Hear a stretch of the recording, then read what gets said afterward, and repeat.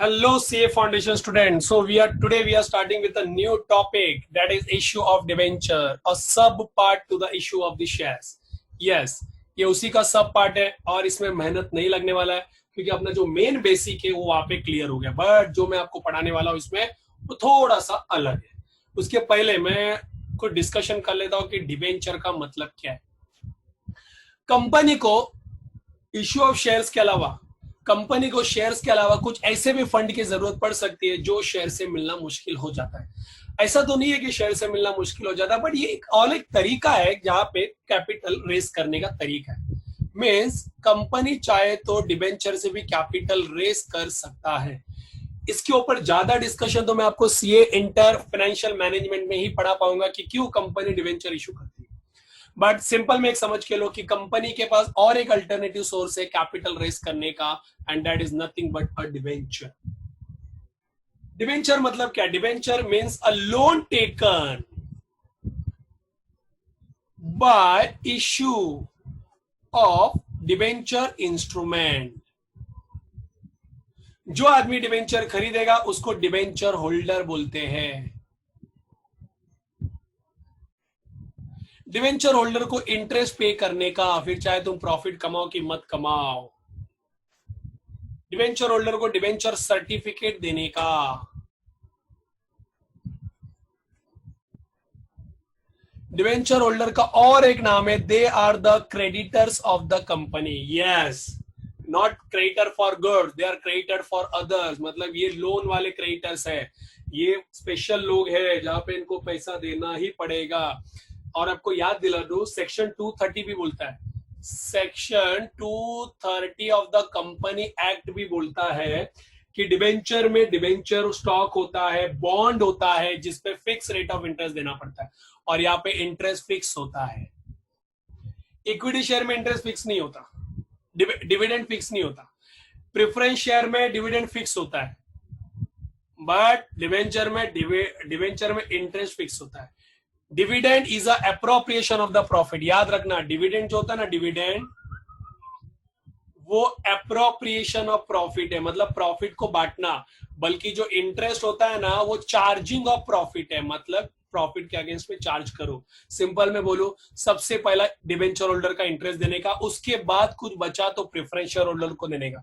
देखो इन्वेस्टर को पैसा कैसे रिटर्न करते, देखो सबसे पहला डिबेंचर होल्डर को देने का, उसके बाद बचा तो प्रेफरेंस शेयर होल्डर को देने का, उसके बाद बचा तो इक्विटी शेयर होल्डर को देने का। ये ऑर्डर याद रखो हमेशा। इसको इंटरेस्ट पे करते हैं, इसको प्रेफरेंस डिविडेंड पे करते हैं, इसको इक्विटी डिविडेंड पे करते हैं। इसको फिक्स हो भी सकता, इसको फिक्स नहीं होता, इसका फिक्स होता है, बट कभी कभार इसको पैसा नहीं भी दे सकते हम लोग, ऐसा कंडीशन आ जाता, बट इसको तो पैसा देना ही पड़ेगा। समझा? और इसके सामने आपको सिक्योरिटी देना पड़ता है, सिक्योरिटी, तो ही आपको पैसा देगा।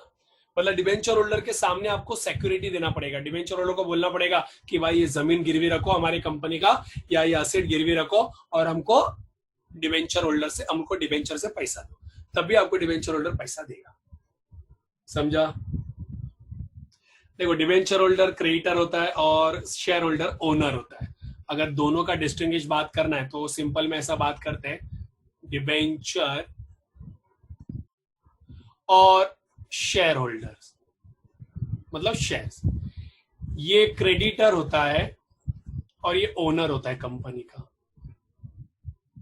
इनका कोई वोटिंग राइट नहीं होता, ये आपने 12वीं में पढ़ा हुआ है, बल्कि इसका वोटिंग राइट होता है। मतलब कंपनी में जो भी काम करना है शेयर होल्डर के शेयर होल्डर को समर्थन में लेके ही करना है। इसको इंटरेस्ट पे करते हैं और इसको डिविडेंड पे करते हैं। Is that clear? इसको प्रॉफिट के अगेंस्ट में चार्ज करते हैं,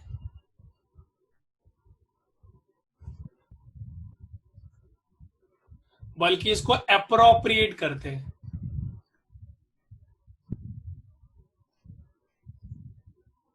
इज दैट क्लियर? यहाँ पे बहुत सारे टाइप्स होते हैं, यहाँ पे भी टाइप्स होते हैं। समझा?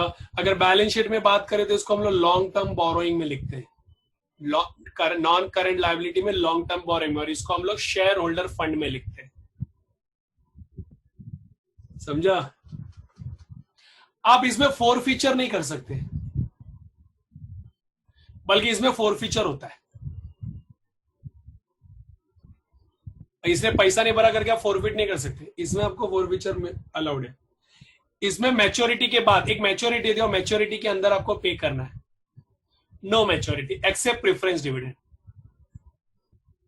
No maturity except preference dividend.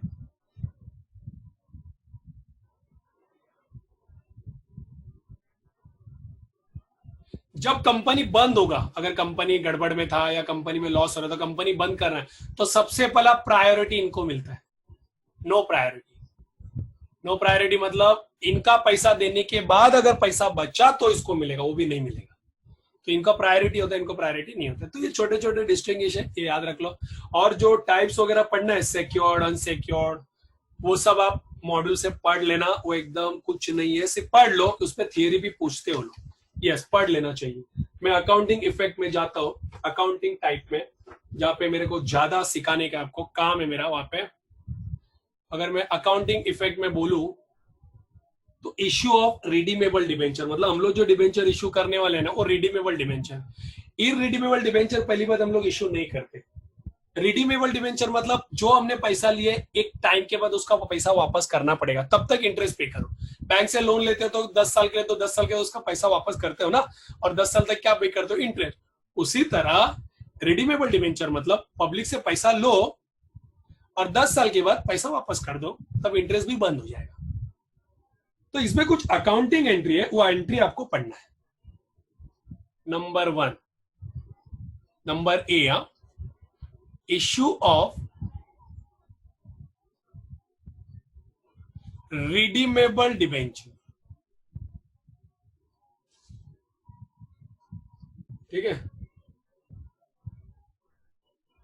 Issue of redeemable debenture, उसमें नंबर 1, नंबर 1 ध्यान से सुनना, पढ़ना ही बराबर से। डिबेंचर issued at par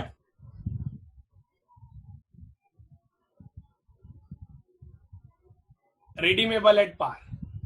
हर एक का डिस्कशन अलग से करना है, हर एक का डिस्कशन करना है। मैं बोल रहा हूं ना, debenture issued at par, redeemable at par. Issued at discount,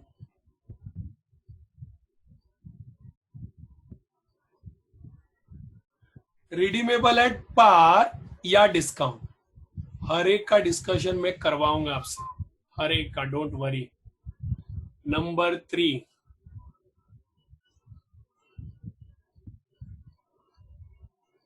issued at premium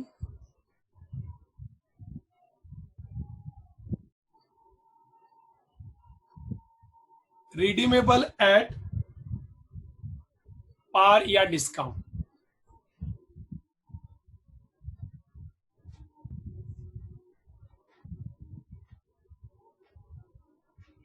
बराबर। Number 4,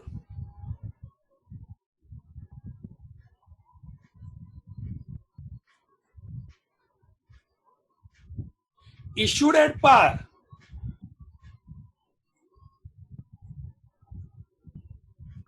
redeemable at premium. मतलब इतने सारे अपने को पढ़ने, अभी तो और 2 लिखने का मेरे को। Number 5, issued at discount,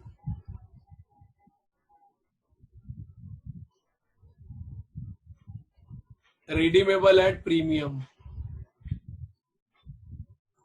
Number 6,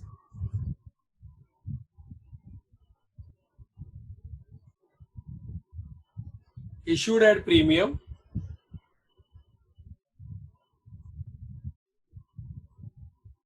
redeemable at premium। बस टोटल 6 एंट्री पढ़ने का है। सो क्या आप बस बोलते हो और इतना पढ़ा रहे हो? ये है भी, बाकी सब एप्लीकेशन, अलॉटमेंट वो सब चलता है। और मैं आपको बताऊं, डिवेंचर में ना first call, final call, allotment पे एंड हो जाता है। एप्लीकेशन लिया, अलॉटमेंट लिया, खत्म। क्योंकि मैं लोन मांग रहा हूँ भाई, मैं तेरे को इंटरेस्ट पे करने वाला हूँ, तो मैं इतना सब खर्चा नहीं कर सकता सब पैसा मांगने के लिए। समझा ना? तुम मेरे कंपनी के क्रेडिटर हो, चुपचाप से पैसा दो और जाओ इधर से। ऐसा केस होता है। नंबर 1 सबसे पहले हम लोग डिस्कस कर रहे हैं डिबेंचर issued at par,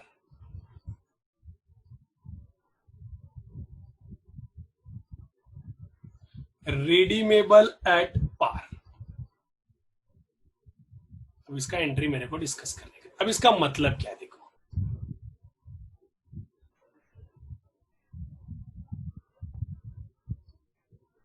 इसका मैं मतलब बता दो। देखो मतलब आपने डिबेंचर इशू किया 100 रुपए में, और जब उसका पैसा रिटर्न करोगे तो 100 रुपए रिटर्न करोगे।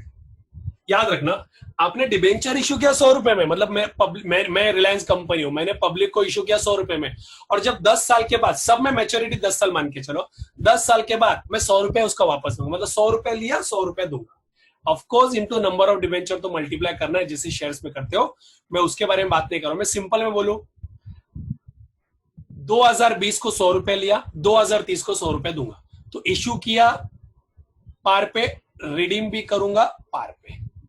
तो ऐसे केस में क्या एंट्री आता है, ऐसे केस में क्या एंट्री आना चाहिए, तो वही तो मैं पढ़ा रहा हूं। तो देखो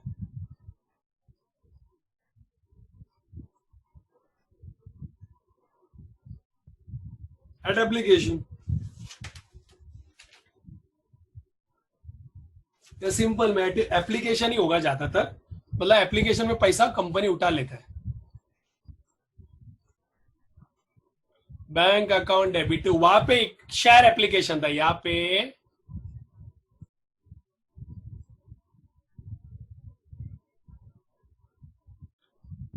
मतलब कंपनी ने 100 रुपए इशू किया, एप्लीकेशन भी 100 रुपए के लिए, मतलब एक डिवेंचर का 100 रुपया। मतलब कंपनी क्या करता है मालूम है, शेयर की तरह ना लंबा चौड़ा इसमें नहीं चलता है, सिंपल में एप्लीकेशन या अलॉटमेंट में डन कर देता, उसके आगे नहीं जाता वो। अब डिवेंचर एप्लीकेशन,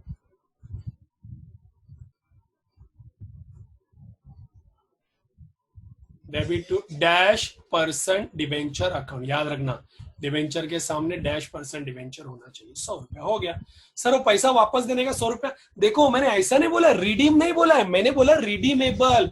मतलब 10 साल बाद देने वाला पैसा आज ही सोच लेने का कि मैं 100 रुपया वापस देने वाला। मतलब 2020 में मैंने 100 रुपया लिया पब्लिक को और बोल दिया भाई 2030 में मैं 100 रुपया दूंगा, उसके बारे में हम लोग बात कर रहे हैं।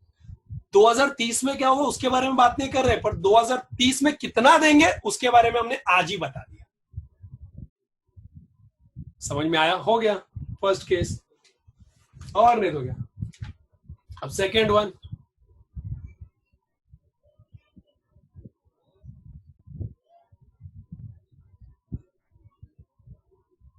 डिबेंचर issued at discount,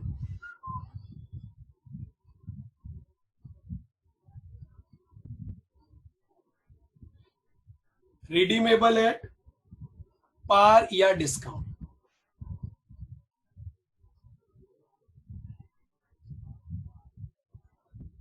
अभी सर इसका मतलब क्या, मैं बता दो ना। देखो 100 रुपए का डिबेंचर था, मैंने 90 में इशू किया, मतलब मेरे को इधर 10 रुपए का लॉस हो गया। 100 रुपए का डिबेंचर था, मैंने 90 में इशू किया, मतलब मेरे को इधर 10 रुपए का लॉस हो गया। अब दूसरा, 2030 में मैं या तो 100 रुपया ही दूंगा या तो 80 रुपया दूंगा, या तो 100 रुपया दूंगा या तो 80 रुपया दूंगा। मतलब अगर 100 रुपया दूंगा तो वैसे भी 10 रुपए का लॉस होगा, और अगर 80 रुपया दूंगा तो 20 रुपए का प्रॉफिट होगा। तो कुछ भी हो सकता है। तो ऐसे केस में एंट्री क्या पास करने का, देखो एप्लीकेशन के टाइम पे bank account debit to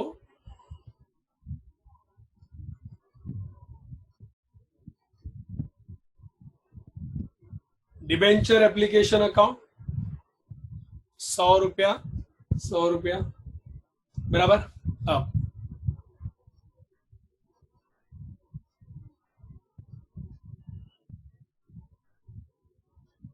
debenture application account debit,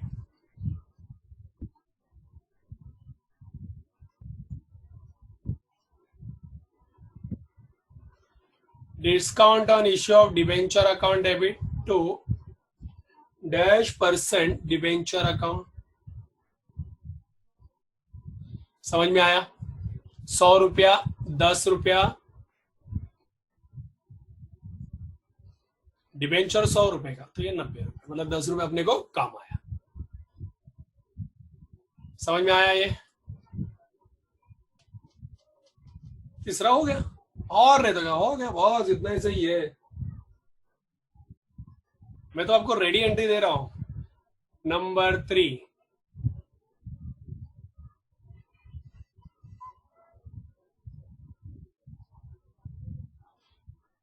debenture issued at premium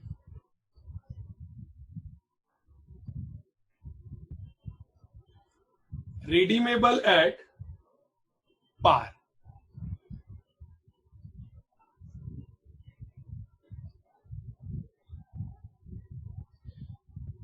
debenture issued at premium redeemable at par, premium पे इशू किया, debenture issued at premium,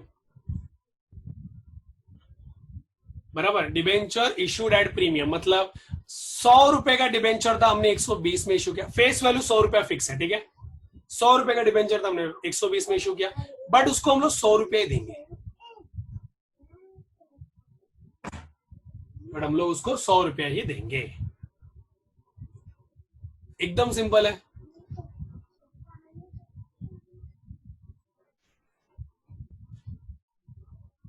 bank account debit to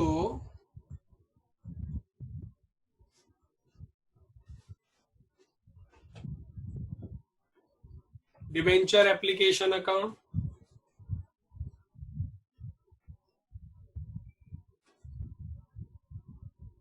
एक सौ बीस, फिर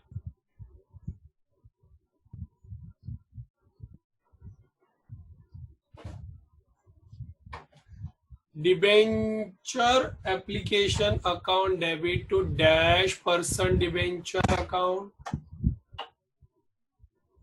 to security premium account. 120 face value 100 रुपया, 20 रुपया security premium. बोलो समझा ये? बस इतना सही है। नंबर 4, अब देखो, debenture issued at par redeem at premium मतलब डिबेंचर इशूड एट पार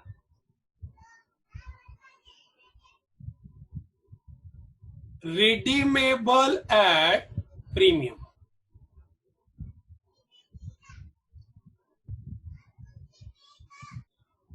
अब मतलब क्या सर? अभी देखो, मतलब मैंने डिबेंचर 100 रुपए में इशू किया, बट जब रिडीम करूंगा ना तो 120 रुपया दूंगा।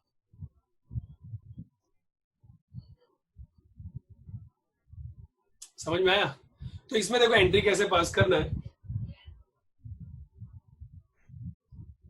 समझो। Bank account debit to debenture application account,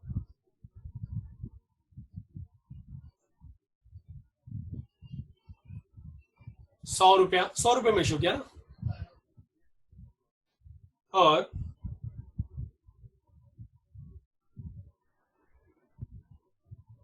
ये एप्लीकेशन के टाइम का एंट्री हो गया।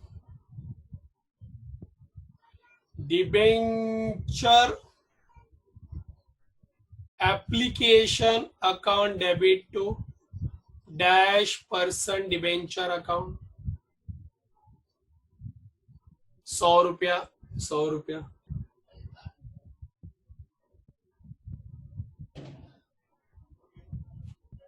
समझ में आया?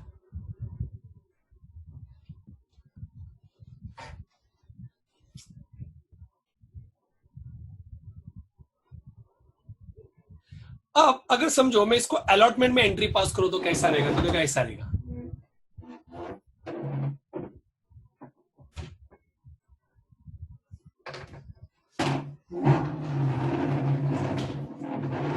मान के चलो कि हम लोग जो पैसा ले रहे हैं वो डिबेंचर अलॉटमेंट के टाइम पे ले रहे हैं, पहले जब अलॉटमेंट करते ना तब भी ले रहे, तो देखो एंट्री क्या आएगा,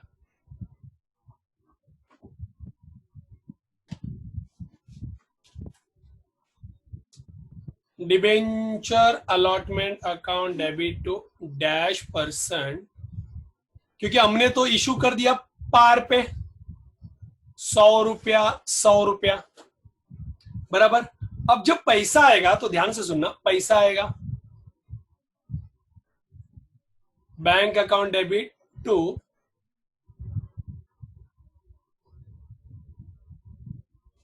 डिबेंचर अलॉटमेंट अकाउंट, तो डिबेंचर अलॉटमेंट अकाउंट। अब मुझे बताओ पब्लिक से लिया कितना मैंने 100 रुपया और पब्लिक को दे रहा हूं 20 रुपया, तो प्रीमियम जब दूंगा तो पब्लिक से ले रहा हूं 100 रुपया और पब्लिक को दे रहा हूं कितना 20 रुपया। देखो अब है ना दिमाग लगाओ, ये भूल जाओ, ये सब भूल जाओ, ये सब भूल जाओ।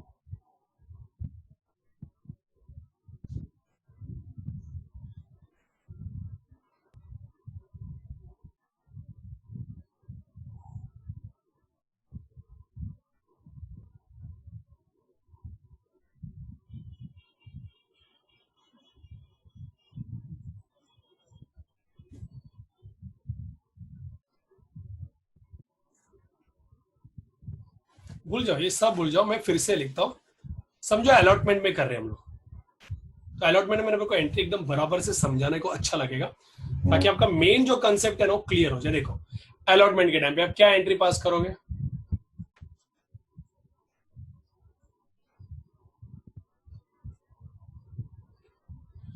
Debenture allotment account debit to dash percent debenture account, क्योंकि आपने पार में इशू किया है, तो 100 रुपया 100 रुपया,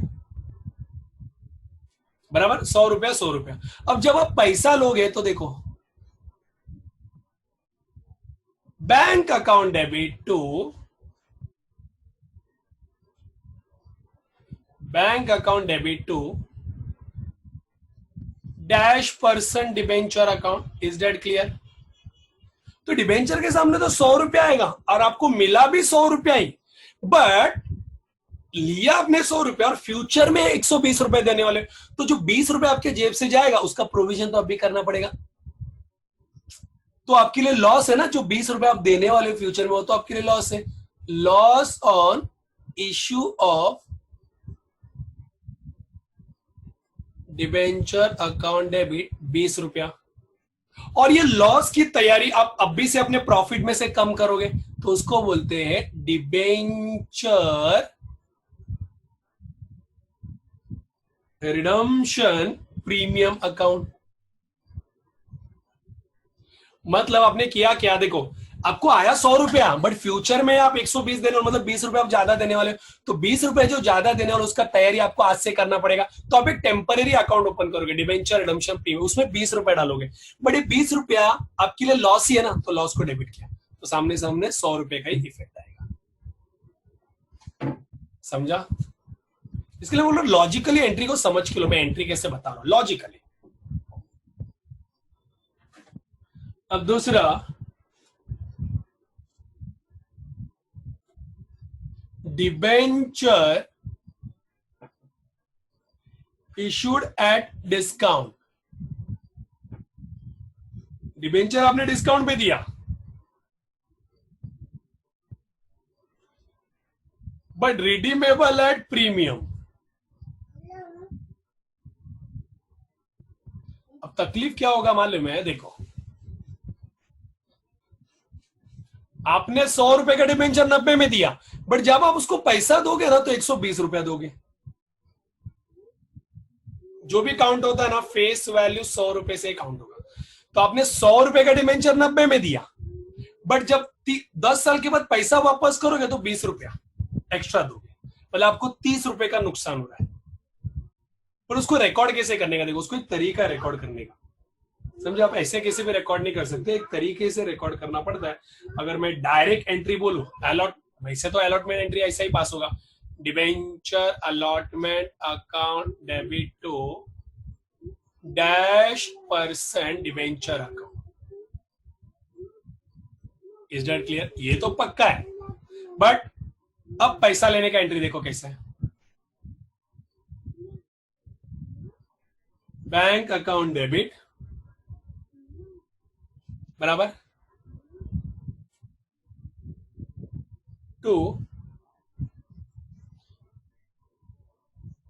bank account debit to debenture allotment account. अब देखना, डिबेंचर के सामने तो हमेशा 100 रुपए आएगा, बट आपने कितने में इशू किया उसको, 90 में इशू किया, मतलब कैश तो आपको 90 रुपए आया, मतलब 10 रुपया कम आया। तो 10 रुपए जो कम आया उसको नाम बोलने का discount on issue of debenture account, बराबर। अभी ध्यान से सुनो, और आप कितना देने वाले हो उसको, 20 रुपए एक्स्ट्रा देने वाले हो to debenture redemption premium account, 20 रुपए एक्स्ट्रा देने वाले हो। Is that clear? तो यहाँ पे तो 20 रुपए एक्स्ट्रा आएगा, बट ये टैली नहीं होगा, तो यहाँ पे 20 रुपए ऐड करना पड़ेगा, मतलब ये 30 रुपए। मैंने बोला ना आपको 30 रुपए का लॉस होगा, आपको 30 रुपए का लॉस होगा माय डियर। 30 रुपए में 10 रुपया तो वो आ गया और 20 रुपए का, देखो अभी टैली हो जाएगा।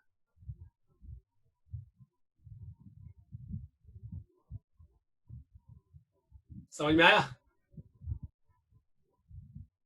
अब नंबर 6,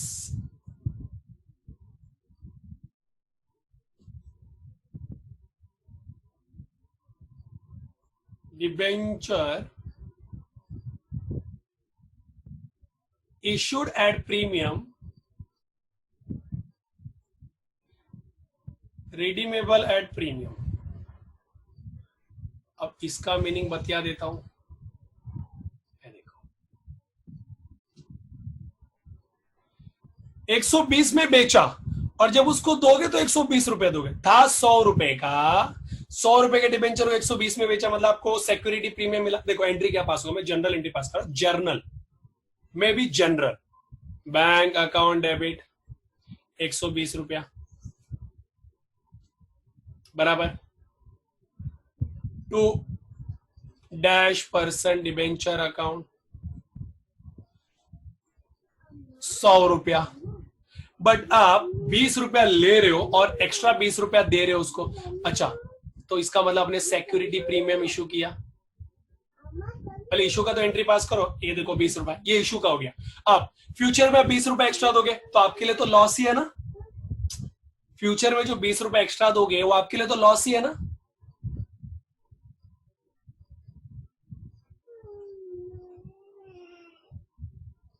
और वो लॉस क्या तैयारी आपको एक प्रॉफिट में डालना पड़ेगा, डिबेंचर रिडम्पशन प्रीमियम अकाउंट। देखो हो गया 140। अरे समझा? बस ये पूरा जर्नल एंट्री अभी हमने कर दिया। बस अभी उससे रिलेटेड क्वेश्चन देखते हैं।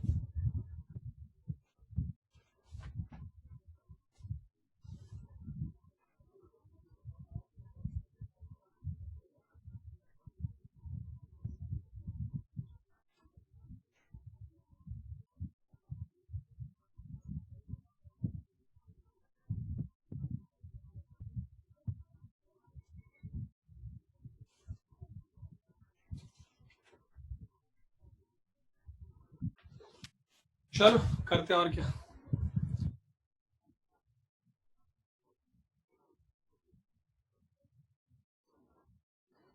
क्वेश्चन नंबर 1, ठीक है। अब देखो अमोल लिमिटेड करके है, अरे झंझट ही नहीं है क्वेश्चन में, मैं बोल रहा हूं ना आपको, झंझट ही नहीं करना है।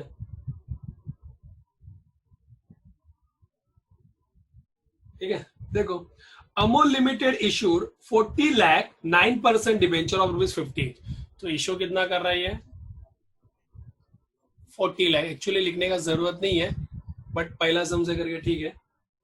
9% वाला डिबेंचर, और जिसका फेस वैल्यू 50 है, मतलब इशू प्राइस भी 50 है, छोड़ो ना। ऑन पेएबल ऑन एप्लीकेशन, सब पैसा एप्लीकेशन के टाइम पे मिलने वाला, टेंशन ही नहीं।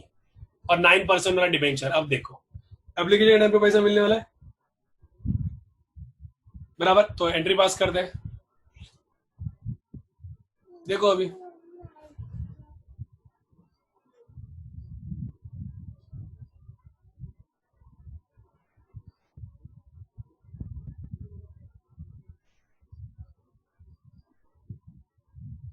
Bank account debit to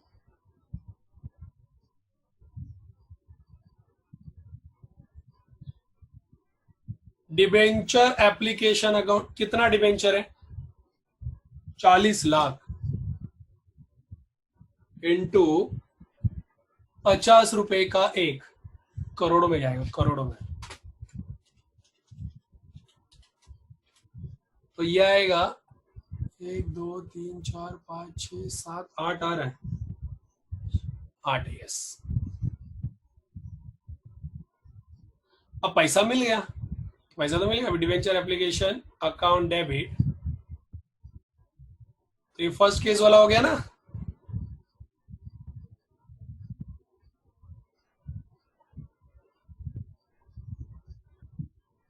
to 9%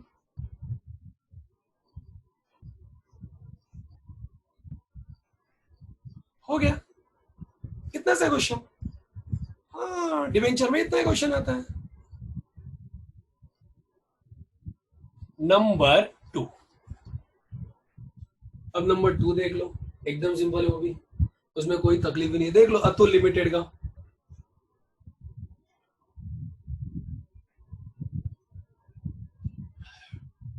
अभी से ना हम लोग, एक पहला क्वेश्चन था तो नॉर्मल होने के लिए मैंने आपको ऐसा सॉल्व किया। अभी से ये भी देखना पड़ेगा इशूड एट क्या और रिडीमेबल एट क्या।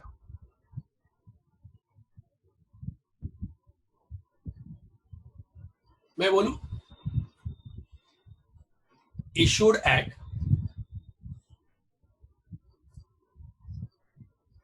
रिडीमेबल एट, ठीक है।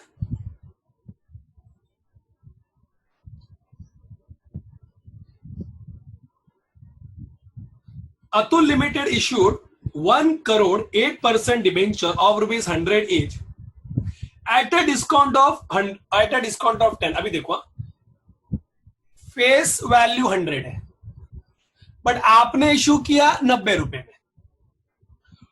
Redeemable at par, but par पे रिडीम होगा, मतलब क्या हो गया? Issued at discount, redeemable at par.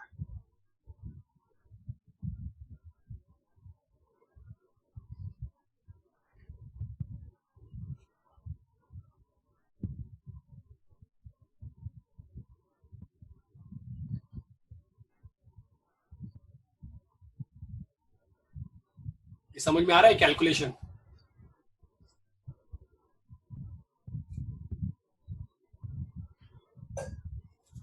बराबर ना। Issued at discount, redeemable at par. तो चलो अभी एंट्री पास कर दे, और क्या। एट एप्लीकेशन, क्योंकि एप्लीकेशन पे अलग हो रहा है, और देखो 10 रुपए का डिस्काउंट आपको मिलेगा, ठीक है। पहले एट एप्लीकेशन पे क्या एंट्री पास करना चाहिए?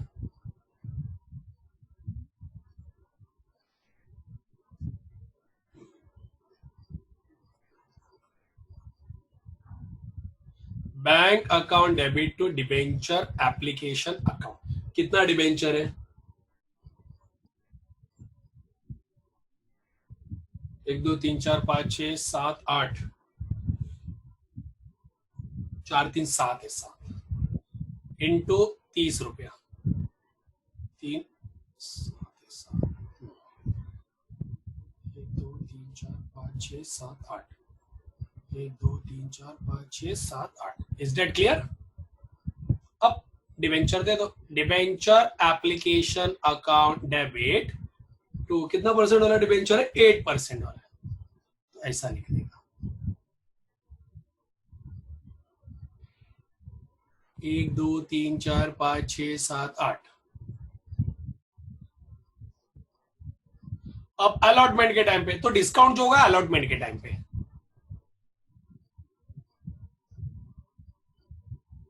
बराबर। तो debenture allotment account debit to, अब 100 रुपए का डिबेंचर 90 में इशू किया, मतलब डिस्काउंट आएगा, discount on issue of debenture account debit to 8% debenture account.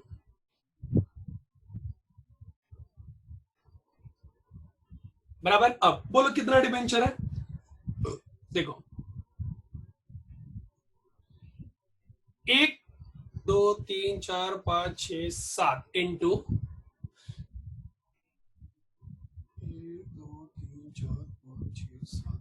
7 एक डिबेंचर कितने का, 60 रुपए में। एक डिबेंचर कितने का, 60 रुपए में। मैं बोलूं अलॉटमेंट कर रहे हो तो 60 रुपए में इशू करो, तो 60 रुपए में और 10 रुपए का डिस्काउंट, तो बोलो 70 रुपए का डिबेंचर हुआ कि नहीं हुआ, क्योंकि 70 रुपए बाकी था ना, 30 रुपए ले लिया, 70 रुपए बाकी था, उसमें भी 10 रुपए का discount.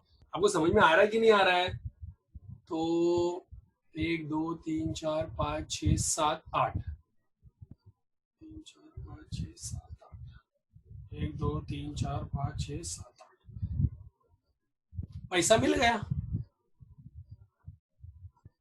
Bank account debit to debenture allotment account, 1 2 3 4 5 6 7 8, 1 2 3 4 5 6 7 8 हो गया। समझ में आया? अब नेक्स्ट वाला क्वेश्चन नंबर 3 देखो, यही है, सब में ऐसे ही करने का है अभी।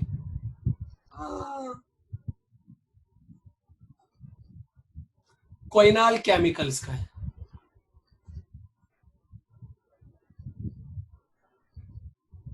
देखो अभी कोइनाल chemical issued 15 lakh 10% debenture of ₹50 each, देखो इश्यूड एट रिडीमेबल एट, ठीक है ना, issued at the premium of 10%, मतलब फेस वैल्यू तो 50 रुपया है, बट 10% के प्रीमियम मतलब 55 में इशू किया। Payable as 20 on application, balance on allotment, debentures are redeemable at par, और पार पे रिडीम होगा, मतलब issued at premium redeemable at par. आपको समझ में आ रहा है? Issued at premium redeemable at par, तो देखो वैसा केस रहेगा, issued at premium redeemable at par, है ना। Third case, third case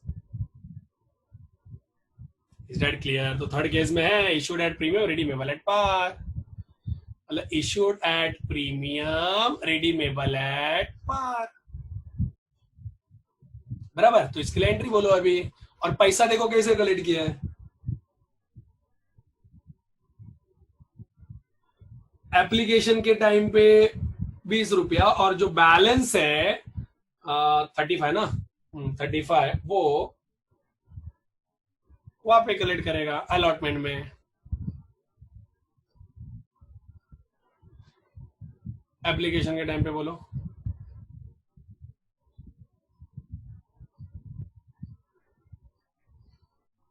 bank account debit to premium पे ना, नहीं इधर कोई प्रीमियम नहीं है, bank account debit to debenture application account, कितना शेयर है, डिबेंचर है 15 लाख इंटू 20 रुपया, तो 30 हो गया, तो 1 2 3 4 5 6,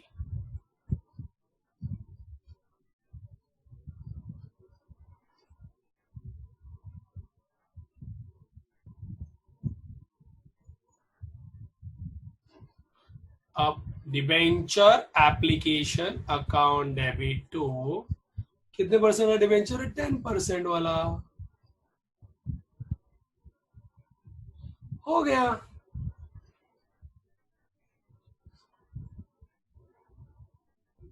हो गया। अब अलॉटमेंट का तो करता हूं ना मैं, अलॉटमेंट का उसमें क्या, अलॉटमेंट का बोलो अभी एंट्री सिंपल है, अलॉटमेंट का तो तकलीफ ही नहीं है, डिबेंचर अलॉटमेंट अकाउंट डेबिट, याद रखना, बराबर। और अब प्रीमियम पे इशू कर रहे हो, बराबर ना, रिडीम करोगे पार पे, बट इशू तो करोगे प्रीमियम पे ना, तो 2 10% डिबेंचर अकाउंट टू प्रीमियम पे, प्रीमियम तो लो, to security premium account 15 lakh into 35, क्योंकि देखो 35 रुपीज आ रहा है जिसमें 30 रुपया तो फेस वैल्यू है और 5 रुपए का प्रीमियम है, तो 15 लाख इंटू 35 तो 52 लाख 50,000, 5 करोड़ 25 लाख,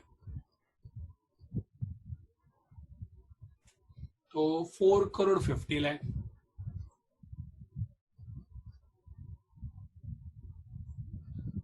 और जो 5 का है वो 75 लाख हो गया।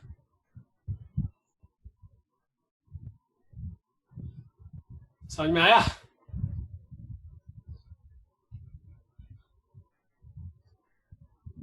अब 4 देख लो, करना क्या है, ये तो कर रहे हैं हम लोग तब से। मॉडर्न इक्विपमेंट का देख लो,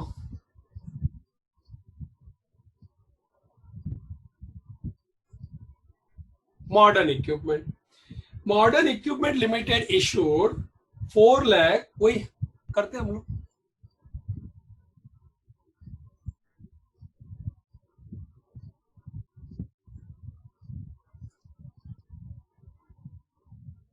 ठीक है, देखो modern equipment issue face value 100 रुपए,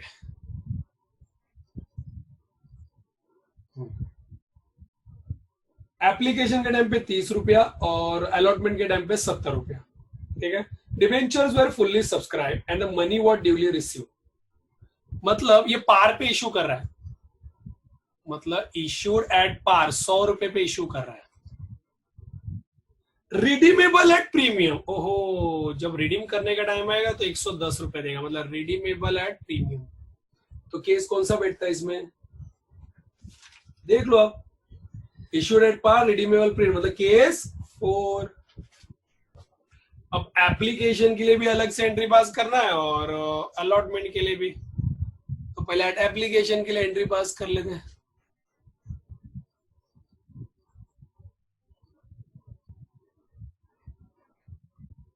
चलो एट एप्लीकेशन के लिए पहला लिख बोलो,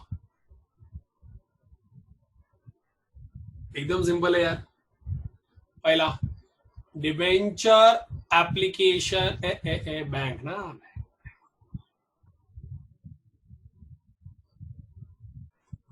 bank account debit to debenture application account 30 रुपया और नंबर ऑफ डिबेंचर 4,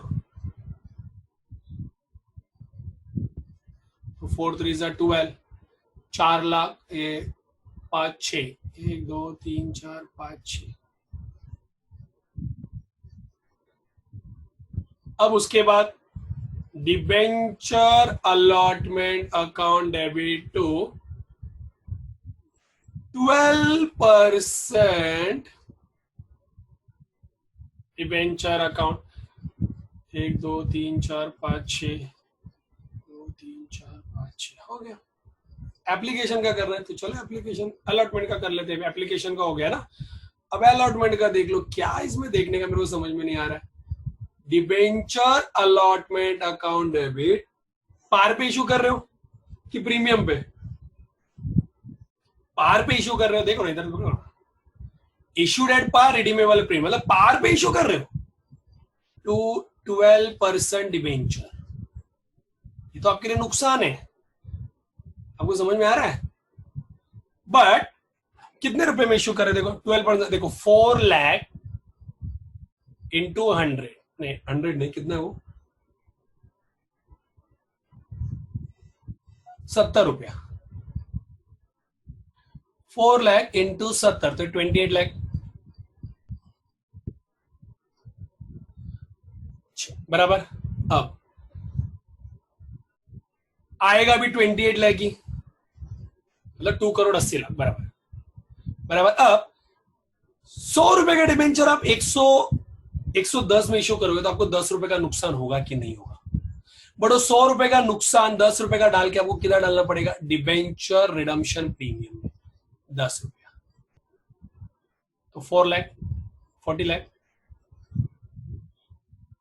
और इधर भी 40 लाख। देखो वैसे ही करा है हमने ना।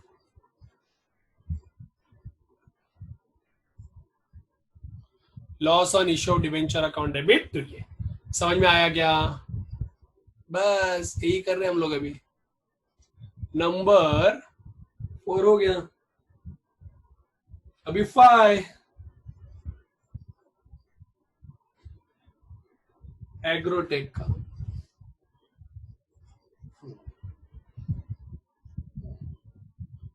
लिख देता हूं, इश्यूड एट रिडीमेबल, 100 रुपया फेस वैल्यू है। Issued agrotech limited issued 150 lakh 9% debenture of ₹100 at a discount, तो फेस वैल्यू 100 है, बट 6 रुपए का डिस्काउंट, मतलब 94 में इश्यू किया। मतलब 100 रुपए का डिबेंचर, 6 रुपए का डिस्काउंट, मतलब 94 में इश्यू किया। And redeemable at a premium of 5%, और 105 रुपए देने वाले। तो issued at discount, redeemable at premium. पांचवा केस है, देखो, issued at discount, redeemable at premium, है ना। तो ये तो आप कर लो यार। नहीं सर आप ही करो, ठीक है भैया मैं ही कर देता हूं। Eight application,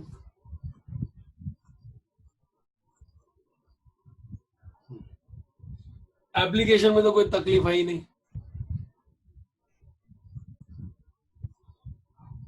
bank account debit to debenture application account, 150 lakh into 4 मतलब 600, 600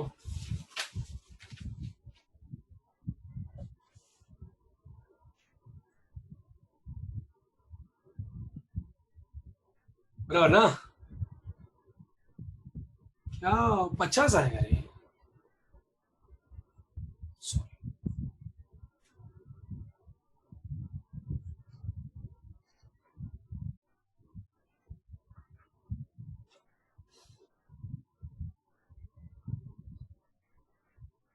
एग्रोटेक का ना, तो 150 लाख डिबेंचर है, 50 रुपए का, एक 150 इंटू 50, तो 7,500।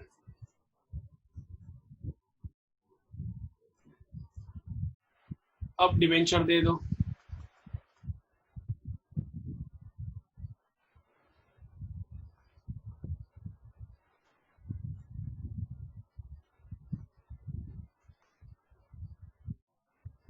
यस, अब eight allotment,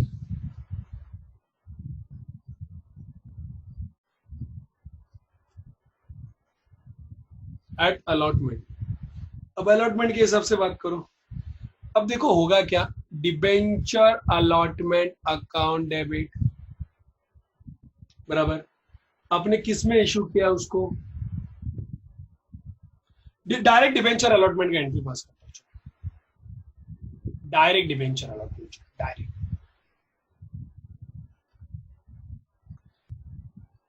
bank account debit, ठीक है, कितना देखते हो, तो 9% डिबेंचर अकाउंट।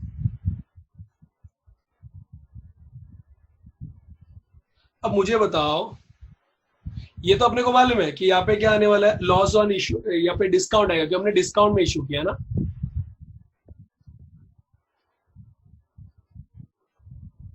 यहाँ पे डिस्काउंट आएगा, ये अपने को पता है, और यहाँ पे क्या आएगा, डिबेंचर रिडम्पशन प्रीमियम अकाउंट। अब देखो एक्चुअली 50 रुपए उसका फेस वैल्यू, 150 इंटू 50,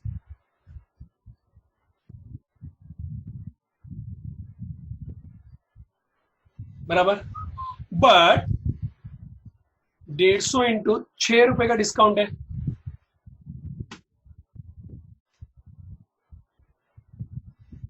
बराबर ना।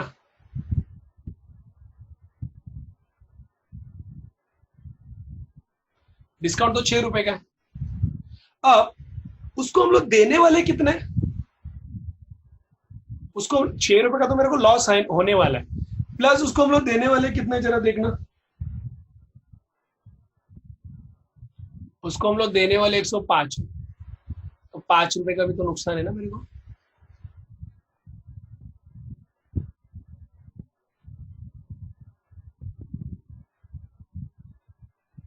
समझा कि नहीं?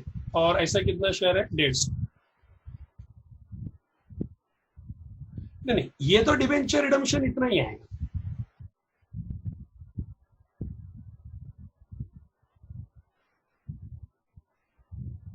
मैं उसको प्रीमियम देखो, अब उसको जो प्रीमियम देने वाला उसका तैयारी मुझे अभी से करना पड़ेगा। मतलब 150 डिवेंचर पे 5 रुपए का प्रीमियम, तो ये आएगा 750 बराबर। अब लॉस कितने का है, 6 + 5 × 150, तो 1650 का नुकसान होगा। तो मेरे को मिला कितना पैसा,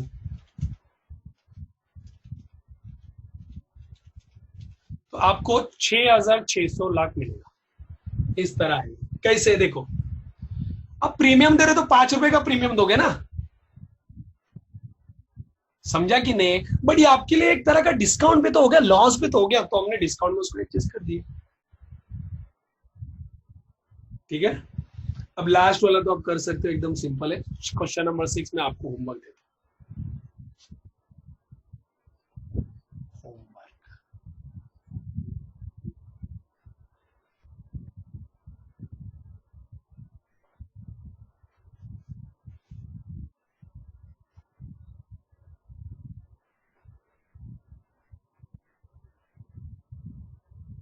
ठीक है,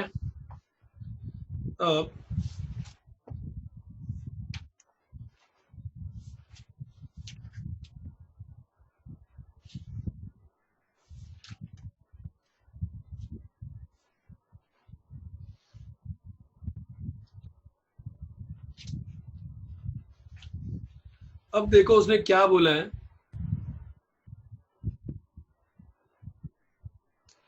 X Limited issued 1,12% debenture of ₹100 each at a discount of 10%, payable in full on application. मतलब पूरा पैसा एप्लीकेशन पे आएगा। Application were received for 1,20,000 debenture.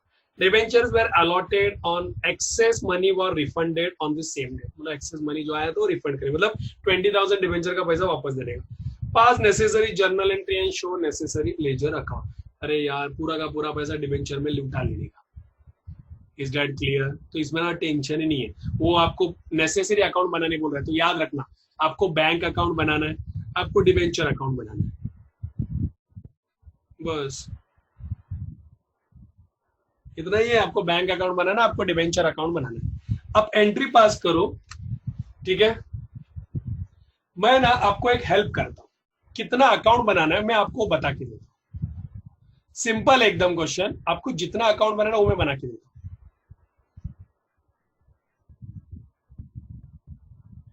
अब पहले एंट्री पास करनी, शेयर में कैसे पैसा रिफंड कर दे उसी तरह रे, समझे क्या? तो पहले आपको जो बनाना है वो है बैंक अकाउंट,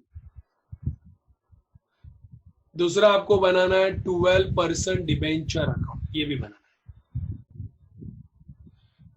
और तीसरा जो बनाना है आपको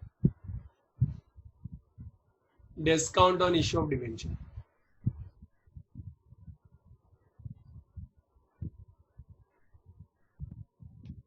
समझा? इसमें जो बैलेंस आएगा उस बैलेंस को बोलने का बैलेंस कैरी डाउन, ये टैली होगा। नहीं सॉरी, टैली कैसे होगा, थोड़ी ना रिडीम किया टैली होने के लिए। इधर जो भी बैलेंस आएगा उसको बोलने का बैलेंस कैरी डाउन, इधर भी जो बैलेंस आएगा उसको बोलने का बैलेंस कैरी डाउन। हो गया, तो एंट्री पास करो और बनाओ। एकदम एकदम एकदम मैंने सिंपल करके दे दिया आपको। अब इसमें ना आपको तकलीफ आना ही नहीं चाहिए।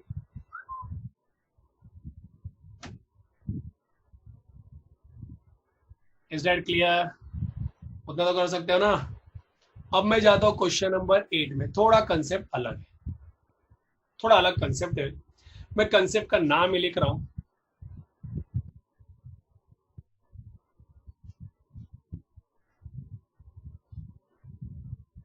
issue of debenture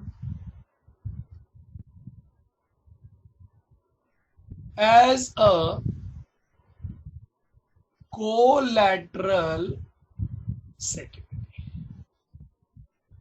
Issue of debenture as a collateral security, ये आपके कंसेप्ट का नाम है, ठीक है। तो इस कंसेप्ट को मैं नेक्स्ट वीडियो में शेयर करूंगा, ओके।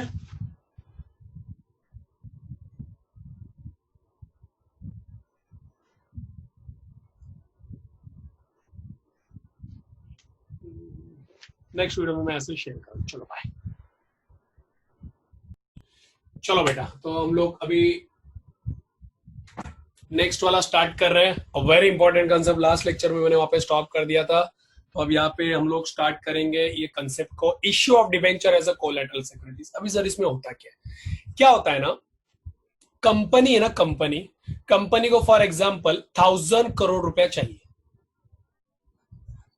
कंपनी बैंक के पास गया, बैंक ने इसको 1000 करोड़ रुपए दिया, बैंक ने इसको 1000 करोड़ रुपए दिया, मतलब कंपनी ने बैंक से लोन लिया। अब बैंक है ना, बैंक कंपनी से दो सिक्योरिटी मांगेगा, एक प्राइमरी सिक्योरिटी और दूसरा एक कोलैटरल सिक्योरिटी। मतलब प्राइमरी के साथ और क्या दोगे तो उसको कोलैटरल बोलते हैं, समझ में आया? प्राइमरी के साथ और क्या दोगे तो उसको कोलैटरल सिक्योरिटी बोलते हैं। प्राइमरी सिक्योरिटी तो मेन होता है, अब बैंक ने बोला भाई इसके अलावा और क्या दे सकते हो, तो कोलैटरल सिक्योरिटी। तो कंपनी ने क्या दिया, अपने कंपनी का डिबेंचर दे दिया, अपने कंपनी का क्या दे दिया, डिबेंचर। तो कंपनी ने बैंक को डिबेंचर गिरवी रखा है, पर कंपनी ने बैंक को डिबेंचर इश्यू नहीं किया है।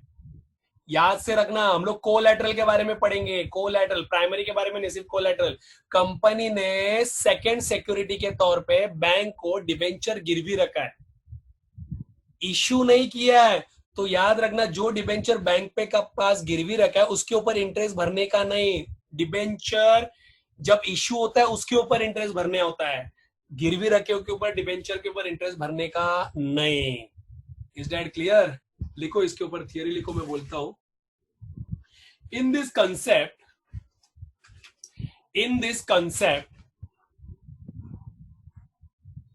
company borrows an amount from the bank and securities are given. It can be a primary security or collateral security. It can be a primary security or collateral security. When debentures are issued as a collateral security, no interest is paid by the company to the bank. No interest are paid by the company to the bank. ठीक है।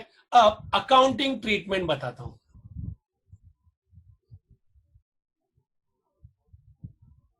Accounting treatment advice by CA institute. CA institute ने कुछ accounting treatment दी है, वो बोलता है कि इसमें से कोई भी एक अकाउंटिंग ट्रीटमेंट फॉलो करो। अकाउंटिंग ट्रीटमेंट नंबर 1 मतलब मेथड 1, मैं पूरा लिखता हूं।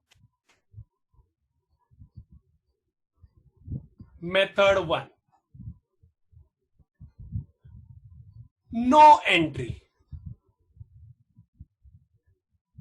will be passed when debentures are issued as a collateral security.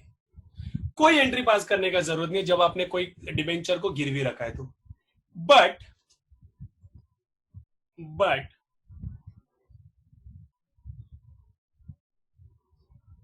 in the balance sheet,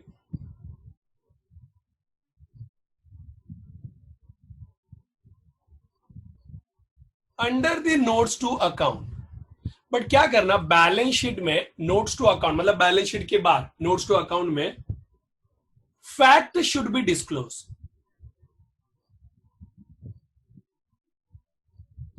मतलब इसके लिए कोई एंट्री पास करने का जरूरत नहीं है, बट बैलेंस शीट के बाहर एटलीस्ट लिख दो कि हमने डिबेंचर को गिरवी रखा ऐसे ऐसे बैंक के पास। समझा? अब मेथड 2, मेथड 2 बोलता है चाहो तो एंट्री पास करो। इंस्टीट्यूट बोलता है अगर आपको एंट्री पास करना तो पास करो, तो उसके लिए ऐसा एंट्री पास करने बोल रहे हो।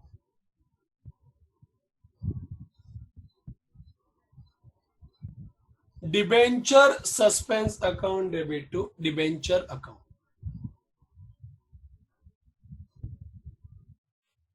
अब मैं आपको कुछ नोट बताता हूं। सीए इंस्टीट्यूट ने क्या बोला? सीए इंस्टीट्यूट ने दोनों मेथड सजेस्ट किए, but CA institute as prescribe, मैं लिख रहा हूं,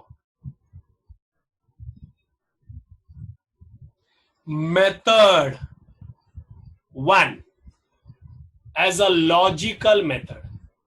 सी इंस्टीट्यूट बोलता है मेथड 1 सबसे लॉजिकल मेथड है, मतलब एंट्री पास करने का नहीं और उसका फैक्ट बैलेंस शीट में डिस्क्लोज करें, सबसे बेस्ट मेथड है। समझा? जिसके लिए हम लोग करने वाले क्वेश्चन नंबर 8, ध्यान दो अभी।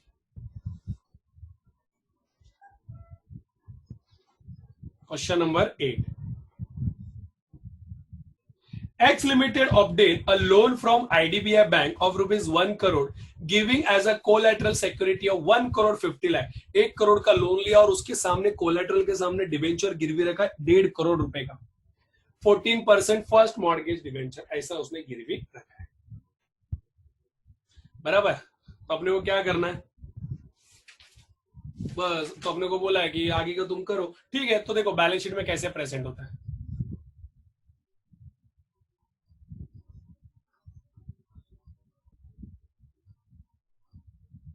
In the balance sheet of X Limited as on, X Limited अपने बैलेंस शीट में कैसे प्रेजेंट करेगा, बराबर ना? यही चाहिए ना, X Limited अपने बैलेंस शीट में कैसे प्रेजेंट करेगा।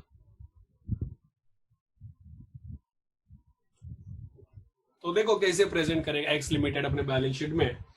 नोट्स टू अकाउंट में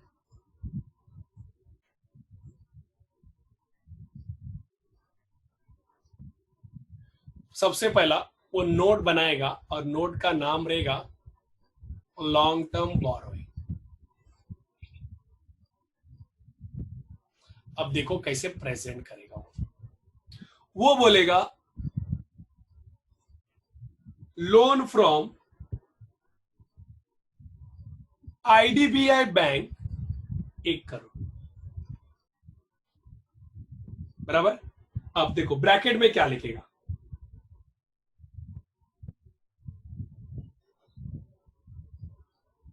rupees 1 crore 50 lakh 9%, 40,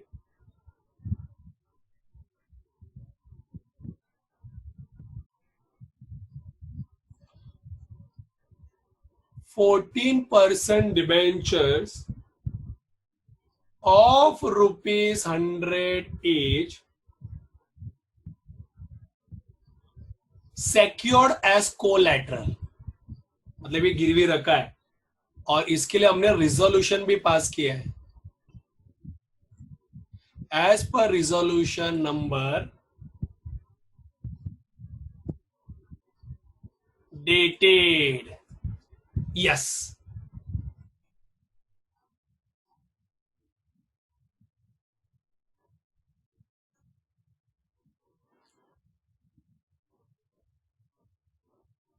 eight one हो गया, 8th वन, बस इतना सही, और क्या हो गया। और ये अमाउंट जो 1 करोड़ है ना बैलेंस शीट में जाएगा, बल्कि वो अंदर जो हमने लिख दिया। सेकंड मेथड बोलता है असेट में भी लिखो और लाइबिलिटी में लिखो, बट वो मतलब वो इलॉजिकल मेथड है सर। क्यों? क्योंकि सस्पेंस वर्ड आ गया सेकंड मेथड में। सस्पेंस वर्ड कोई बैलेंस शीट में दिखना नहीं चाहिए, वो बराबर नहीं होता, अपशगुन होता है। समझ में आया?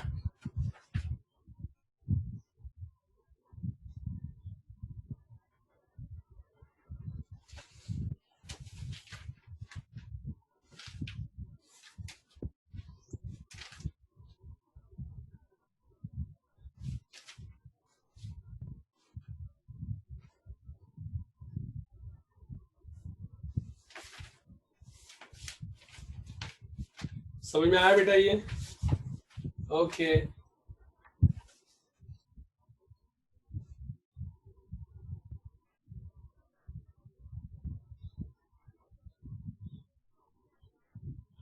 अब देखो क्वेश्चन नंबर 9 देख लो। आज खत्म हो जाएगा टॉपिक।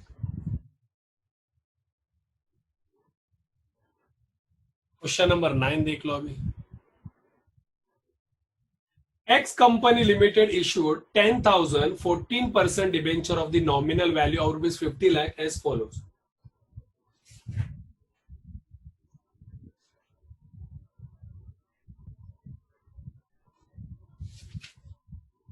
ठीक है, अब देखो मतलब वही issue of share for consideration other than cash, same थोड़ा थोड़ा वही टाइप का।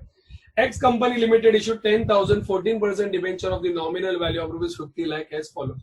To sundry person, X limited ने क्या किया, 10,000 इक्विटी शेयर 14% वाला जिसका फेस वैल्यू 50 लाख है, वो ऐसे ऐसे लोगों को इश्यू किया। पहला, to sundry person for cash at 90% of nominal value of rupees 25 बराबर। तो एप्लीकेशन के टाइम पे ऊपर पैसा उठा लिया, मतलब पहला तो उसने कैश के लिए इश्यू किया।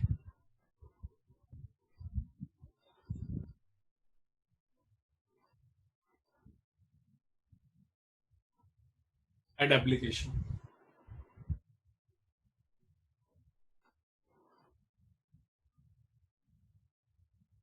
Bank account debit to debenture application account. समझ में आया?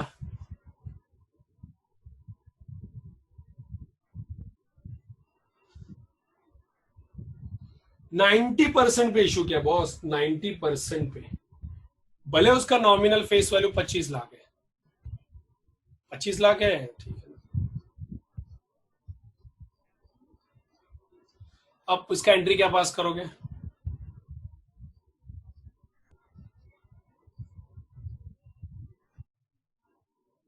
डिस्काउंट अकाउंट डेबिट पूरा लिखने का, discount on issue of debenture account debit to कितने परसेंट वाला डिबेंचर है? 14% वाला डिबेंचर है,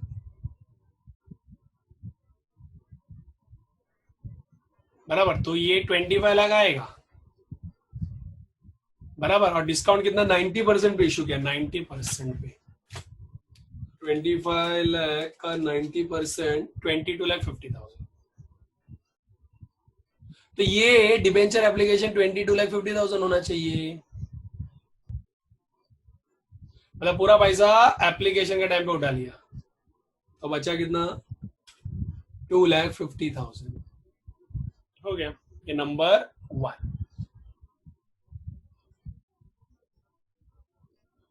अब number 2, to a vendor for purchase of fix asset. अब वो वेंडर को भी इशू किया,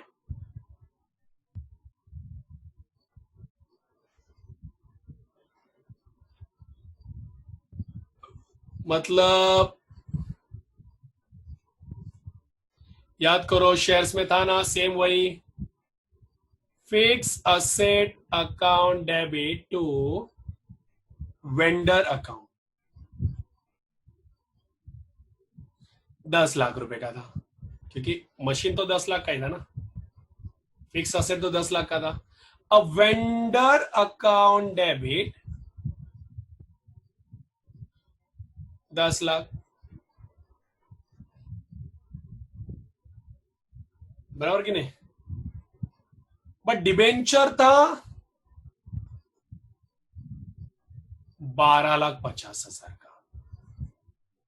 समझ में आया? डिबेंचर था 12,50,000, मतलब 2,50,000 का discount on issue of debenture account. Number 3, to a banker as a collateral security. अभी आपने कोई डिबेंचर है ना, बैंकर को इशू किया एज अ कोलेटरल सिक्योरिटी, तो आपने बैंक से लोन तो लिया है ना, तो पहले लोन का तो एंट्री पास करो। Bank account debit to loan from bank account. कितने लाख रुपए का लोन लिया आपने? 10 लाख का। हो गया। अब जिसके लिए आपने सिक्योरिटी दी है कोलैटरल, उसका तो वैसे भी एंट्री नहीं आता, और उसका आपको नोट लिखना पड़ेगा। वो जो ऊपर लिखा है ना नोट, वो नोट नीचे लिखना पड़ेगा।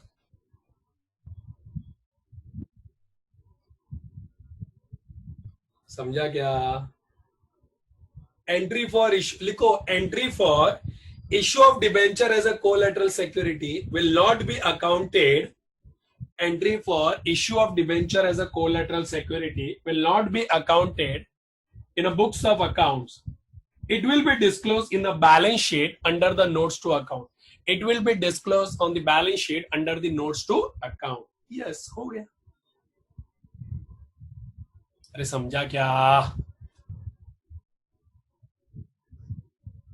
अब देख रहे हो कितना सिंपल सिंपल सम्स है।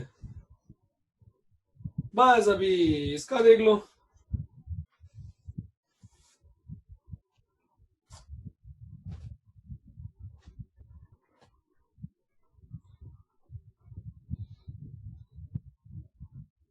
अब मैं ना आपको ट्रीटमेंट ऑफ डिस्काउंट का सिखाता हूं।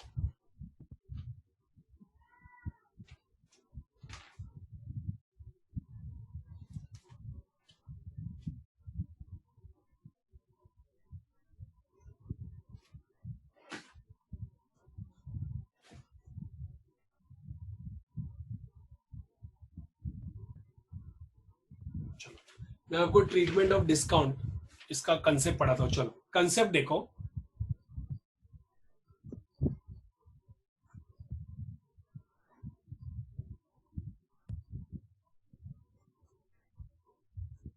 Discount on issue of debenture, return of. अब इसका मतलब क्या, देखो 100 रुपए का डिबेंचर है, आपने 94 में दिया, मतलब 6 रुपया आपने लॉस कमाया। तो ये 6 रुपया आपके बुक्स में आपको दिखाना तो पड़ेगा, बट बाद में इसको राइट ऑफ भी करना पड़ेगा, बिकॉज ये मिसलिनियस एक्सपेंडिचर और इसको आप ज्यादा दिन रख नहीं सकते। जैसे जैसे आपने बेनिफिट लिया वैसे वैसे आपको ये राइट ऑफ भी करना पड़ेगा। Is that clear? तो अभी ये राइट ऑफ करने का अपने को, तो चलो राइट ऑफ करते हैं। उसके लिए सम से देखो क्वेश्चन नंबर 10। उसके लिए पहले एक थियरी लिख लो। It is a preliminary expense, it is a preliminary expense to the extent not written off, to the extent not written off. First it should be accounted on asset side of the balance sheet. First it should be accounted on asset side of the balance sheet. Later on company should write off the debenture, write off the discount every year in profit and loss account. Later on company should write off the discount on debenture to the profit and loss account every year. मतलब जो 6 रुपया है उसमें से हर साल for example 1-1 lakh रुपया आपको PNL में कम करते जाना पड़ेगा। समझ में आया? तो जिसके लिए क्वेश्चन नंबर 10 उसने दिया है। ठीक है, तो चलो 10 करते हैं, और क्या, सिंपल है क्वेश्चन, टाइम पास क्वेश्चन, ऐसा समझोगे टाइम पास टॉपिक है बस। ठीक है, देखो अभी HDC limited issued 1,12% debenture of ₹100 each at ₹94 on 1st January 2017। मतलब फेस वैल्यू 100 रुपए का है और इश्यू किया ₹94 में, तो डिस्काउंट कितने का हो गया अपने को? 6 रुपए का। अब ये 6 रुपए का अपने को राइट ऑफ करना पड़ेगा। Under the terms of issue the debentures are redeemable at the end of 5 year. ये डिबेंचर का रिडम्पशन है ना 5 साल के बाद होगा, मतलब 5 साल तक कोई रिडम्पशन नहीं करना है। 100 रुपया लेना है और पहले साल में 100 रुपया लिया और सीधे 5th ईयर में 100 रुपया देना है। समझ में आया? समझ में आया?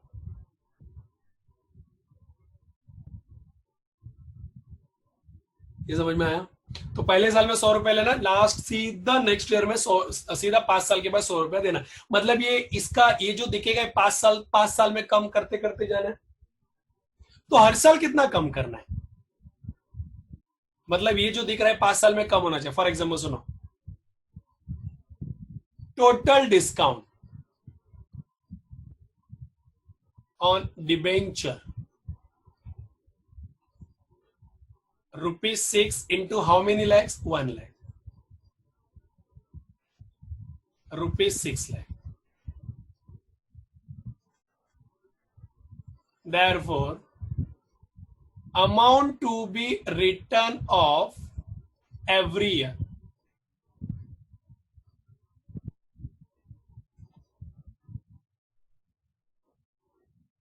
upon 5 हो गया. हर साल 1,20,000 कम करना है. अरे समझा क्या? बस इतना सही है. नेक्स्ट वाला क्वेश्चन नंबर 11, थोड़ा सा यही सेम क्वेश्चन पर थोड़ा सा advance. HDFC limited issued 2,12% debenture of ₹10 each at 9.40 on 1st January 2010.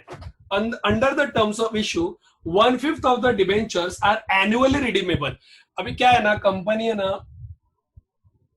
2 lakh debenture issue करा, ₹10 का एक, बट 9.4 मतलब 0.60 का डिस्काउंट हो गया. देखो, फेस वैल्यू ₹10, इशू प्राइस 9.4, तो डिस्काउंट 0.60. और कंपनी हर साल 1/5 डिबेंचर रिडीम करने वाला है. कंपनी हर साल 1/5 डिबेंचर रिडीम करने वाला है. तो कोई बता सकता है हर साल कितना रिडीम होगा? टोटल कितना मिलेगा? 20 लाख. 2 लाख इंटू 10, हाँ फेस वाले से मल्टीप्लाई करने. हर साल 4-4 लाख रुपए कम होते जाएगा, क्योंकि हर साल 1/5 रिडीम कर रहा है, मतलब हर साल 4-4 लाख रुपए कम होगा. बराबर ना? तो यहाँ पे देखो मैं टेबल बनाता हूं.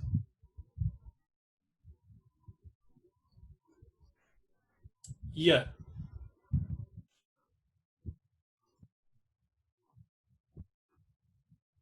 Debenture outstanding, discount, ratio,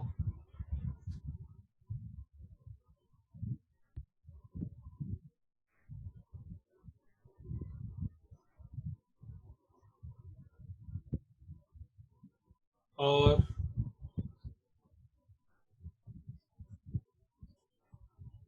discount right of. Year कौन से ईयर से? 2010 ना, 2010, 2011, 2012, 3 साल हो गया. 2013.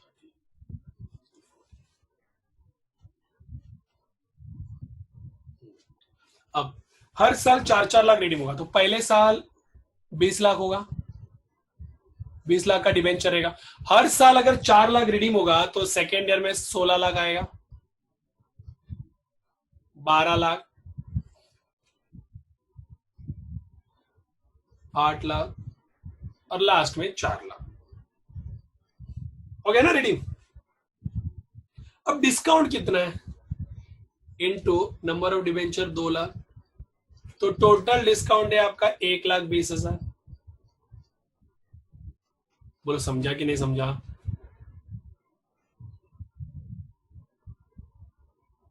बराबर ना? टोटल डिस्काउंट है आपका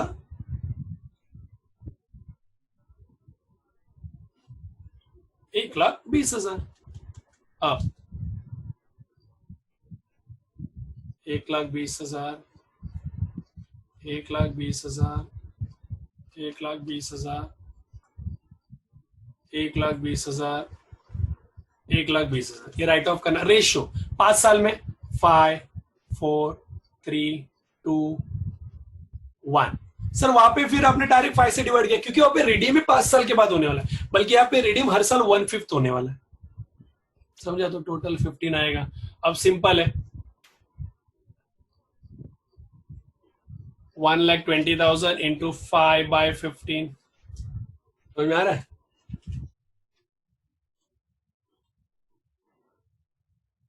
तो पहले सर 40,000 रिडीम करो,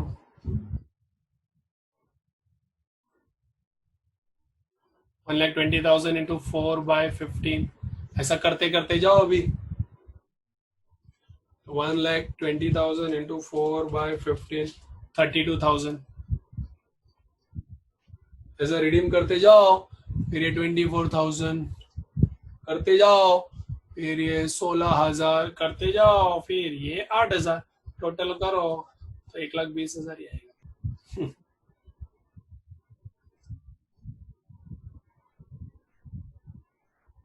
बोलो समझा कि नहीं समझा? यस.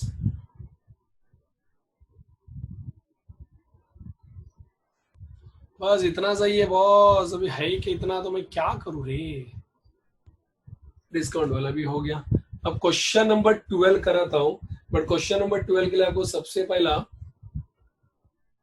मुझे सिखाना पड़ेगा इंटरेस्ट ऑन डिबेंचर का कंसेप्ट. जब कंपनी इंटरेस्ट ऑन डिबेंचर देती है तो टैक्स काट के देती है. समझा बात को? तो सबसे पहला इंटरेस्ट ड्यू होता है. तो कंपनी देख इंटरेस्ट कैसे देती है, पहले इंटरेस्ट ड्यू होगा, लॉजिकली सोचते हैं. फिर सेकेंड इंटरेस्ट पेड होगा. पहले ड्यू होगा, फिर इंटरेस्ट पेड होगा. फिर तीसरे में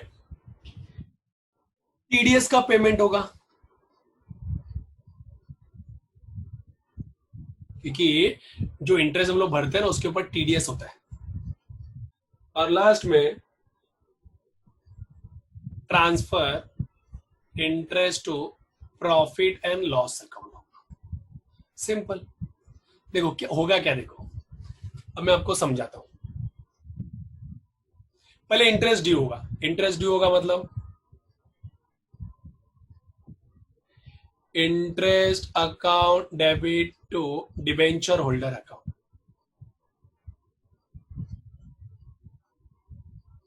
बराबर. अब पे होगा.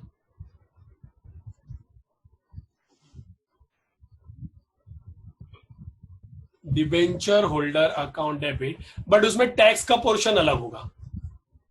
To TDS account to bank account. For example 100 रुपए डिबेंचर है तो 10 रुपए गवर्नमेंट का, 20 रुपया पे करने का.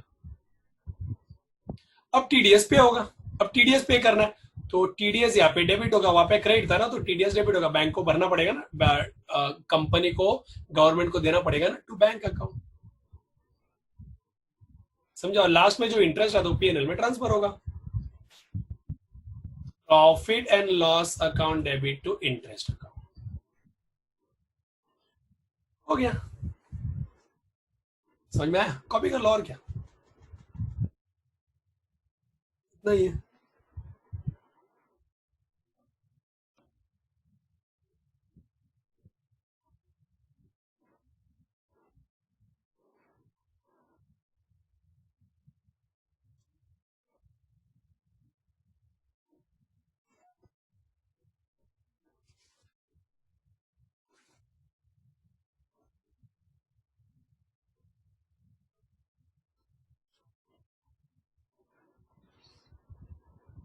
ठीक है.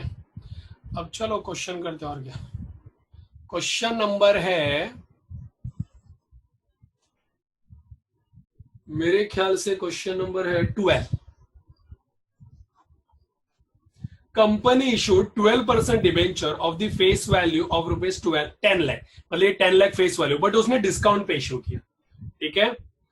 अंडर द डिस्काउंट पे इशू किया ऑन 1/7/2017 को.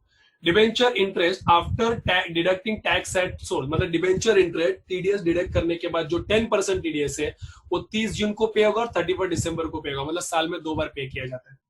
All the debentures were redeemed after the expiry of the 5-year period at a 5% premium. देखो, debenture issued at discount, redeemable at premium, याद रखना. ठीक है. तो हम लोग सॉल्व कर रहे हैं, ध्यान दो. अभी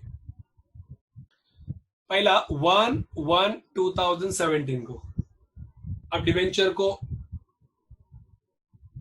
का पैसा मिलेगा तो क्या एंट्री पास करोगे? Normal bank account debit. But आपने डिबेंचर किस में इशू किया? डिस्काउंट पे. बराबर ना.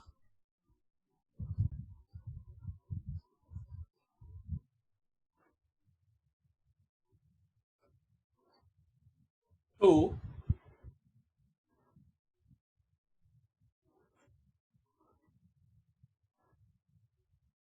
12% debenture account to debenture redemption premium account. ठीक है, अब देखो उसने क्या बोला है, फेस वैल्यू तो 10 लाख है, तो 10 लाख ही आएगा। अब डिस्काउंट में जो आएगा वो 10% मतलब 1 लाख आएगा। सुनो तो सही, 1 लाख आएगा प्लस प्लस। अब डिबेंचर, अब प्रीमियम पे रिडीम भी करने वाले हो उसको। अब प्रीमियम पे रिडीम करो, कितना परसेंट प्रीमियम? 5%। तो 10 लाख का 5% प्रीमियम 50,000। तो ये भी तो आपके लिए नुकसान ही है ना। तो आएगा इधर 1,50,000। तो आपको पैसा कितना मिला? 9 लाख। समझ में आया? अब आपको इंटरेस्ट देना पड़ेगा। तो इंटरेस्ट तो साल में 2 बार मिलता है, पहला 30 जून 2017, 6 महीने का इंटरेस्ट देना पड़ेगा। पहले इंटरेस्ट ड्यू होगा, debenture interest account debit to debenture holder account. कितना इंटरेस्ट है? 10 लाख फेस वैल्यू पे इंटरेस्ट मिलता है इनटू 12% फॉर 6 मंथ, तो 60,000।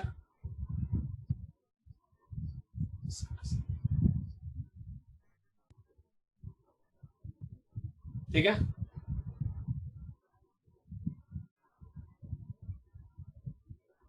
अब पे कर दे। Debenture holder account debit to TDS account to bank account. मतलब आपका डिबेंचर इंटरेस्ट कितना है? 60,000 डिबेंचर होल्डर को देना, उसमें 10% टीडीएस मतलब 6,000 गवर्नमेंट को जाएगा, तो 54,000 शेयर होल्डर को देंगे। बराबर। अब फिर से 31 दिसंबर को भी आप इंटरेस्ट दोगे, तो पहले डी होगा ना,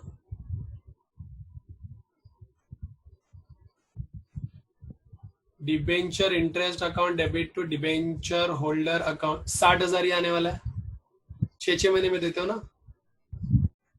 अरे समझा क्या?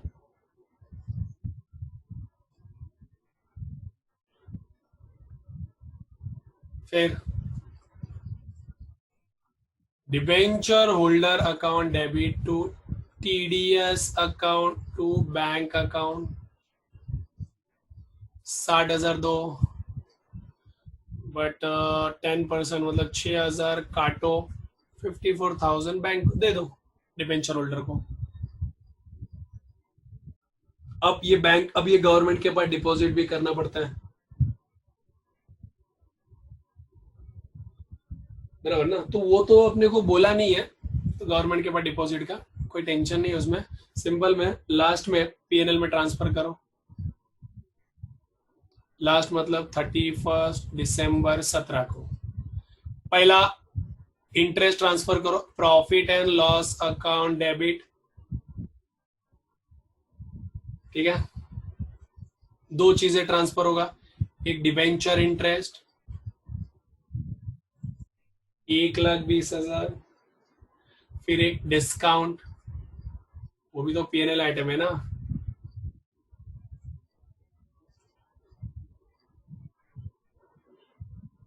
पर इसको कितने साल में राइट ऑफ करोगे? अब देखो discount on issue of debenture में कितना है?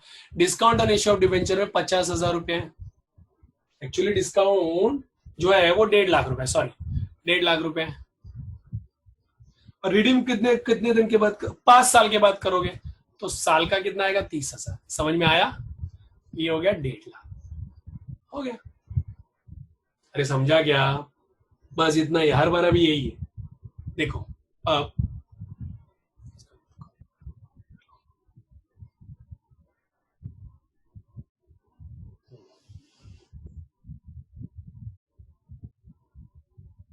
हम्म,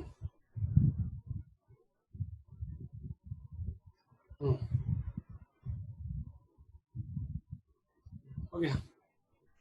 अब देखो क्वेश्चन नंबर 13 ले लो होमवर्क, 14 ले लो होमवर्क, अरे रिपीटेड सम से भाई 15 ले लो होमवर्क।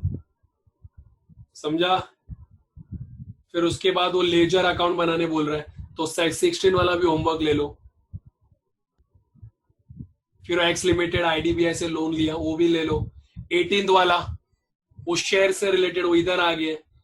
फिर 19 वाला वही 9.4, वो किससे रिलेटेड है? क्वेश्चन नंबर 11 की तरह सेम है, राइट ऑफ करने का। 20 वाला टाइम पास है, आप आराम से सॉल्व करो। 20 वाला, 20, 21, 22, 23, 24 सब कुछ सेम है। ठीक है, आप सॉल्व करो, आपको इजीली आ जाएगा। ठीक है, बस इतना सा ही टॉपिक था बेटा। यहाँ पे हम लोग इसको खत्म करते टॉपिक को। यहाँ पे हमारा मेजर टॉपिक हो गया है। ठीक है, तो till then stay fit, stay bye. अभी हम लोग जो चालू करेंगे वो 11वीं का टॉपिक चालू करने वाले, एकदम सिंपल। चलो बाय।